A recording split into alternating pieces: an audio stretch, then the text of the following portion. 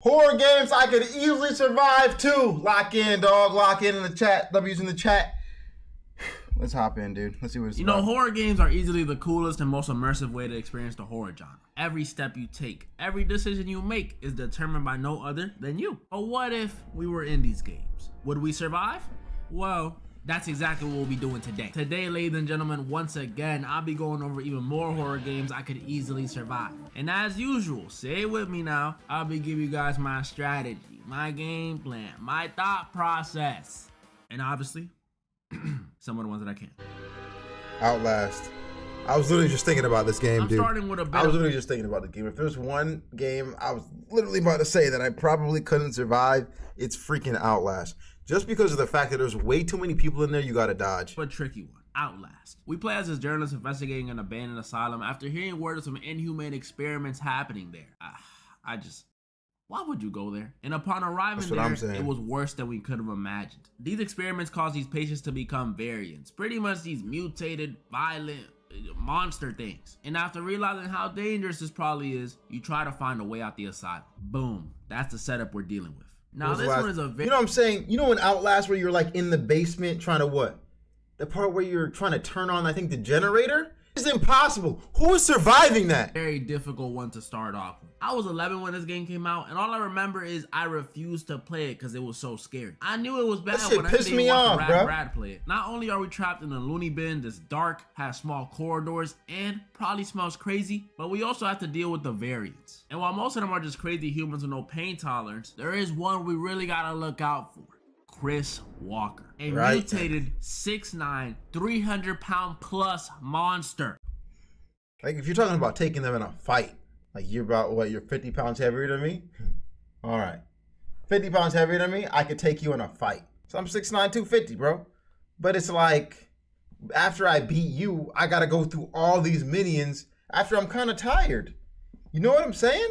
To put it in perspective, that means we're dealing with someone the same height as LeBron James and around, I don't know, half the weight of Rod Wave. This is a scary, formidable opponent. And might I add, he has experience. This dude isn't like Springtrap just murking children for no reason. This dude murks grown men for no reason. He has bodies. And me, I'm just an investigative journalist with nothing but passion, a Canon camera, and a pair of AA batteries. What am I gonna do? And I sat on this one for a long time.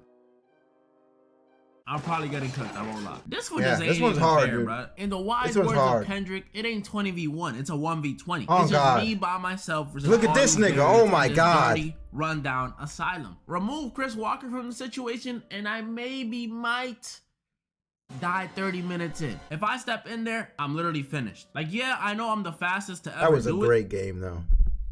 I must say Outlast was actually a good game, bro. Was actually a fantastic game. Teach me your riz. I don't have any, man. Just pull up and say, yo, I'm trying to, and it should have worked. Good job. But a crammed space like this is not good for me. If it was not gonna play two, I don't know if I have the balls to. They were doing here, I wouldn't have even showed up.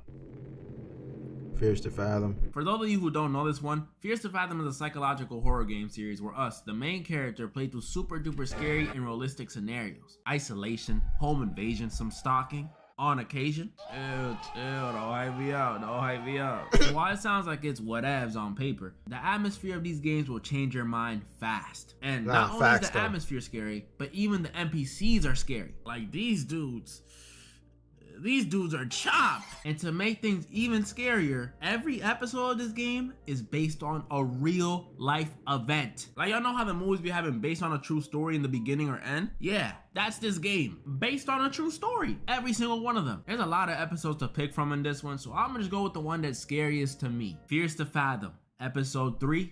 Carson House. And this one we played as this 18-year-old named Noah back in 2009. Golly, 2009?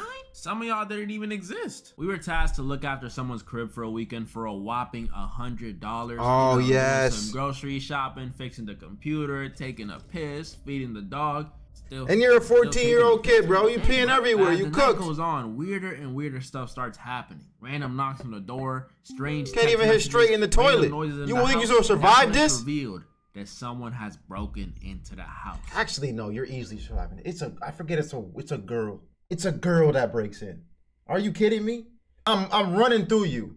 Like I'm literally like you're not. Wait, what? Got an intruder on our hands, ladies. She's not doing nothing, I bro. think this is something everyone who has ever been home alone has feared. Random person breaking into your crib at a random given time, scariest being nighttime, and you being forced to 1v1 them. It's a scary thought, but it ain't nothing I can handle. To truly come up with a proper plan to beat this one, I gotta understand two things. One, who is the intruder? And two, what do they want? Throughout the course of the game, we get little hints of who it may be via text messages, flowers at our door, and other stuff. But once we get into the end game, that's when it's revealed that the home intruder is actually our psycho ex-girlfriend. Yeah, bro. Kara. You think she's gonna catch us, bro? And what does she want, you may ask? Well, of course, to get back with your boy. Yeah. I don't blame her. Not a surprise. But now that we know all the background, here's the plan. Since I'm more familiar with the Carson crib than she is, I say we use this to our advantage and do a little bit of camping, if you will. Imagine this. She walks into the crib, roaming the bottom floor looking for me. No one, oh no one. I'm watching her on the camera as she finishes searching the bottom floor. She makes her way upstairs and approaches the room I'm in. No one, I know you're in there. Open up. Open up! Before I... Hey, Kara? Huh? I think we should get back together. Really? Yeah, really. Here, I'll lock the door. Come inside. Let's talk. You're gonna lock her ass in there. I just can't believe you really changed your mind that... Oh, shit. Never mind. That's it, though. That's really win. it, though. Only thing we really gotta look out for with her is her durability. Because turns out the reason we broke up with Kara is because Kara be on that meth. So I don't really know if one swing of the bat will do the trick. We might have to do 4 or 5 or maybe even 12 depending on her dosage. Don't do meth. Resident Evil. I don't think I've experienced this one. We all know the franchise, Resident Evil, recognizable because of its elite games and its movies. The Resident Evil games have always been known for being scary. Like, I remember trying to play Resident Evil 4 on my PS2 when I was but a wee little lad. And emphasis on trying, because I could not get through that game at all. Yeah, there's been some scary Resident Evil games over the years, but Resident Evil 7, this one is different. Hands down the scariest. Is that different? I said put your hand down. In this one, we play as this guy named Ethan who ventures onto a plantation in the state of Louisiana after we received a message from our wife who had been missing for 3 years. And after entering a house on the plantation, we find our wife, but she tells us that message was not from her. And after realizing our wife is now some sort of infected zombie thing and a failed escape, we come face to face with the Baker family. A regular Louisiana family turned murderous and cannibalistic after being infected. And the infection didn't just turn them violent, it also turned them into mutants, giving them super strength, the ability to regenerate, extra intelligence, and some their very own transformation. I thought it was just a normal zombie game. I thought it was just a normal zombie game like Walking Dead. What is all this?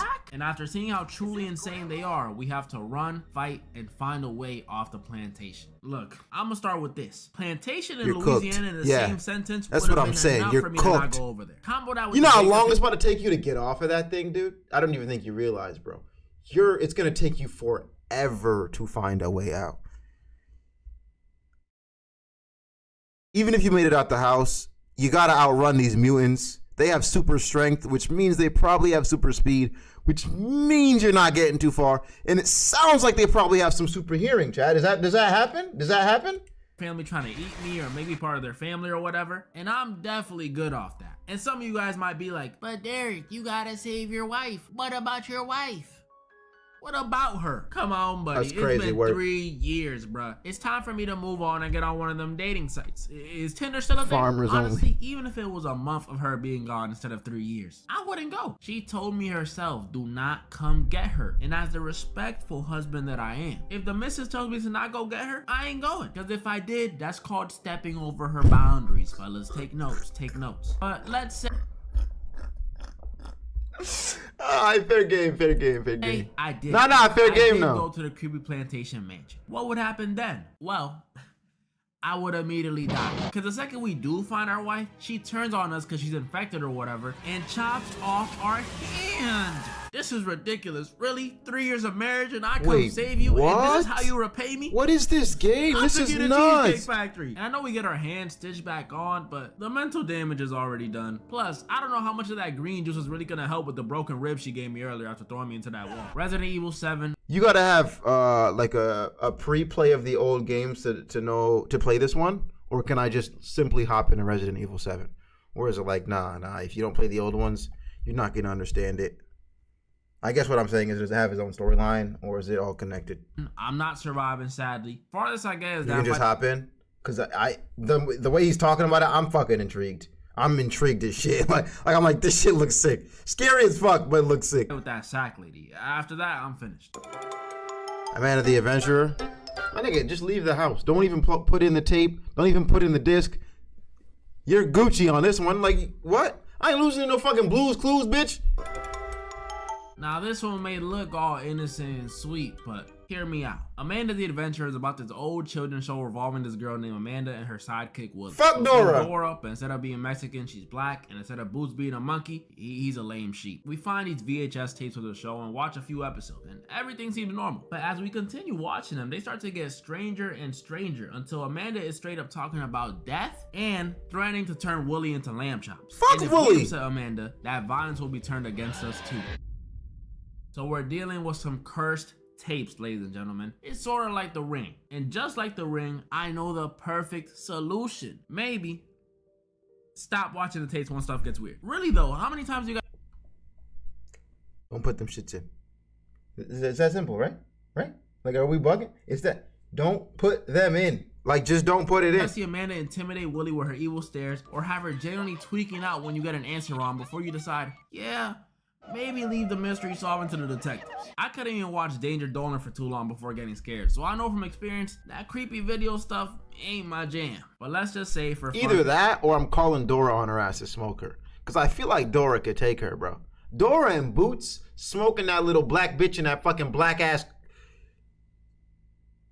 sheep. I sounded so racist saying that, but I didn't even mean to say it like that. But you know what I mean. They're smoking them. They're smoking them. And if not, bro, she's bringing Diego. Diego. And if not them, then they bring in Handy Manny. So you telling me Handy Manny, Dora, Boots, and Diego not taking her? I mean, if they all die, then yeah, I'm cooked at that point. But I watched every tape. And we all know I'm not solving the mystery, so the tall, lanky monster version of Amanda comes after me. What then? Well, judging by the physique of this thing, it doesn't look like it will be that tough to combat. Yeah, it is rocking them British veneers and some gnarly acrylics, but that pelvic bone is giving off a lot of malnourished energy. I don't know what it is. I got it weighing at most $180. And yeah, I know it's fast and all, but with them flimsy joints, all I gotta do is hit him with a little bitch, right to the knee, and bada boom, bada bing. That's a win for me. Silent Hill 2. I don't know nothing about this. This may seem insanely difficult, but like I said for the last one, just hear me out. In Silent Hill 2, we follow this blonde dude named James, who after receiving a letter from his deceased wife, damn, we got a lot of X's in this video, what's going on? He goes to Silent Hill, this town engulfed in fog with monsters everywhere, creepy buildings, and blah, blah, blah, blah, blah. I know what y'all are here for. Y'all want to know if I can defeat the big bad in this one. Pyramid Head. Dude with a massive pyramid on his head, holding a big sword. Super scary looking dude. Like when I saw the 06 movie, which in my opinion is it's not that bad. The sound of that siren and the image of Pyramid Head were burned into my mind. But now after looking back and after playing the original Silent Hill 2, this dude is not on anything. He's like those muscle heads who don't know how to fight. Just all appearance, no skill. Why are there so many games that I just want to play right now, bro? They seem like they have fire storylines, man. And I ain't even seen nothing to happen yet. Come on, bro. You gotta keep it a bug. Is this scary to you? You can have all the menacing energy. I think I just love a story with a love interest on the line. Even though that's like most stories. But I'm a simp. What can I say? In the world. But the second he swings, he loses all of it. I could easily run away or even walk away with a dude swinging like this. But let's say it is the movie version of him. Or the remake version. I haven't played it yet, but I assume he has better hands in this one. What are my chances then? Well, 100%. Because the thing about Pyramid Head is he's not even real. He's a figment of James's imagination after feeling all that guilt for killing his wife. And if I'm in control of James's body in this situation, I don't have a shred of guilt. It wasn't my wife that got killed, so I won't be manifesting or whatever any of these monsters, this creepy environment, and most importantly, I won't be manifesting Pyramid Head. It's that easy. Come on now. Come on now. Now, if he was real. As you guys can see though, once again, I survived and maintained my record of... What is my record in these videos? Can one of y'all find that out for me? Comment down below any of the ones you guys think I was wrong or right about. And comment down below some more games you guys would want to see for a part 3 or maybe even on that second channel. It's still coming, it's still coming. I pinky promise it's still coming. And moral of the story? So you gonna be good, you gonna be good. I said I'll be alright.